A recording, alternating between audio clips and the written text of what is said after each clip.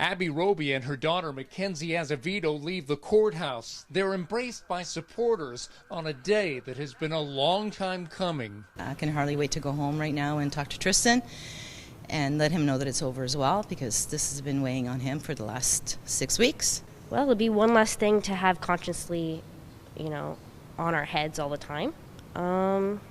Give us a little bit more emotional space for other things. 26-year-old Jesse Bleek has been found guilty of failing to remain at the scene of an accident causing bodily harm and driving while prohibited.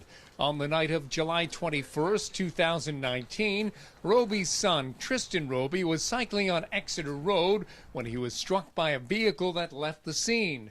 The crash left the 17-year-old with life-altering injuries. 1,487 agonizing days, where some days are good and some days are bad. Some days he is bright-eyed and some days he's not even wanting to wake up for the day because he's just bummed out.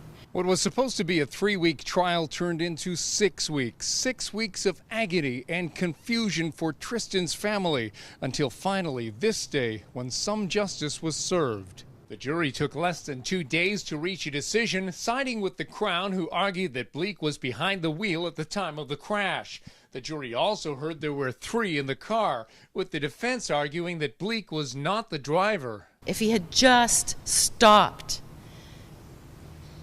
then this would have been an accident, and we would have all just been moving on with our lives. But instead, this has just become this cancer that's just been growing and gripping everyone in our lives. It's taken over everything. A sentencing date for Jesse Bleek will be decided September 12th. Meantime, for Tristan, who turned 22 during the trial, the road ahead is still long. But at least one part of the journey is over. That was the first chapter. Bryan, Bicknell, CTV News.